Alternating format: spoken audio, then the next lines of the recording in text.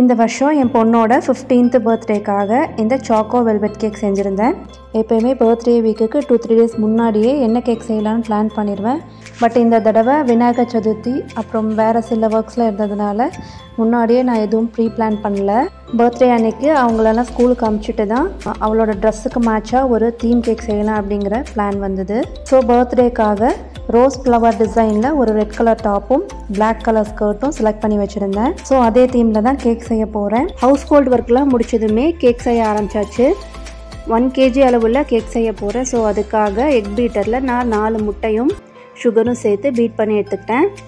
3/4 cup அளவு சுகரும் 1 teaspoon red velvet எசன்ஸும் சேர்த்து நல்லா பீட் பண்ண பிறகு அது கூட சளிச்சு வச்சுருந்த 1 கப் அளவு மைதா மாவு, 1 teaspoon baking powder, 1/2 teaspoon baking soda இது எல்லாத்தையுமே சேர்த்து மெதுவாக மிக்ஸ் பண்ணிக்கலாம்.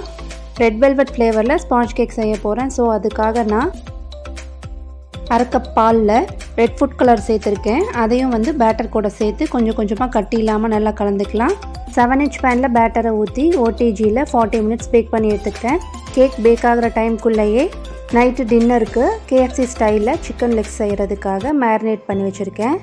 இந்த KFC ஸ்டைல் சிக்கன் லெக்ஸோட ரெசிபி டிஸ்கிரிப்ஷனில் இருக்குது. சிக்கன் லெக்ஸ் கூடவே நான் இன்றைக்கி சிக்கன் லாலிபாப்பும் செய்ய போகிறேன். அதுக்காக நான் 1 kg அளவு சிக்கன் பீசஸ் எடுத்திருக்கேன். சிக்கன் பீசஸை நல்லா வாஷ் பண்ணிவிட்டு அது கூட 2 டேபிள் ஸ்பூன் இஞ்சி பூண்டு பேஸ்ட்டு, கொஞ்சமாக மஞ்சள் தூள், மிளகாய் தூள், கறி மசாலா தூள், மிளகு பொடி, அப்புறம் 1 டீஸ்பூன் ஆப்பிள் சிடர் வினிகர் சேர்த்துக்கிறேன்.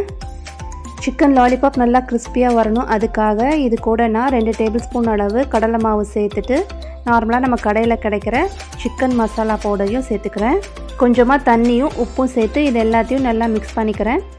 நல்லா மிக்ஸ் பண்ணி முடிச்சதுமே இது கூட 1/2 லெமனை பிழிஞ்சு விட்டு ஒரு 1 hour நல்லா ஊற வச்சிடலாம். இது ஊற டைம்குள்ளேயே நான் கேக்கை டீமோல்ட் பண்ணிவிட்டு அதை 4 லேயர்ஸாக கட் பண்ணி எடுத்துக்கிட்டேன். ஒவ்வொரு லேயருக்கு நடுவுலையுமே சாக்லேட் ஃப்ராஸ்டிங் கொடுத்துட்டு சாக்லேட் கனாஷால் கோட் பண்ணி எடுத்துக்கிட்டேன். ஸோ ஐசிங் முடிச்சதுமே கேக்கோட லுக்கு இப்படி இருந்தது. சாக்லேட் கனாஷா தான் நான் கேக் ஃபுல்லாத்தையும் கவர் பண்ணியிருக்கிறதுனால டக்குன்னு பார்க்குறதுக்கு நமக்கு ஒரு பிளாக்கிஷ் லுக் கிடைக்கிது. இனி ட்ரெஸ்ஸில் டாப்பில் இருக்கிற அந்த ரோஸ் எஃபெக்ட் கொடுக்கறதுக்காக நான் இந்த கேக் மேலே ரியல் ரோசஸ் செட் பண்ணிக்கிறேன். ரோசஸ் எல்லாமே ஃபிக்ஸ் பண்ணி முடிச்சதுமே இந்த கேக்கோட லுக் ரொம்ப சூப்பராக இருந்தது. டேஸ்ட்டுமே நல்லா இருந்தது. என் பொண்ணுக்கு ரொம்ப பிடிச்சிருந்தது. கேக்கை டெக்கரேட் பண்ணி முடிச்சதுமே அதை க்ளோஸ் பண்ணி ஃப்ரீசரில் செட் பண்ண வச்சுட்டு மேரினேட் பண்ணி வச்சுருந்த சிக்கன் பீசஸை ஆயிலில் ஃப்ரை பண்ணி எடுத்துக்கிட்டேன். கேக் ஒர்க் அப்புறம் இந்த டின்னர் ஒர்க்லாம் செய்யும்போது கொஞ்சம் வேலை ஜாஸ்தி தான். பட் இருந்தாலுமே நம்ம பிடிச்சவங்களுக்காக செய்யும்போது அந்த டிஷ்ஷே ரொம்ப ஸ்பெஷல் ஆகிடும் இல்லைங்களா?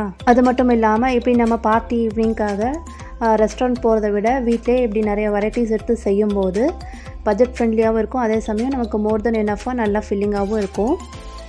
ஈவினிங் 5:30க்குள்ளேயே டின்னர் ஒர்க்லாம் முடித்ததுமே முன்னாடி கார்டன்லேயே கேக் வெட்டுறதுக்காக பிளாக் அண்ட் ரெட் காம்போவில் ஒரு பார்ட்டி செட்டப் செஞ்சாச்சு. So it's time to celebrate.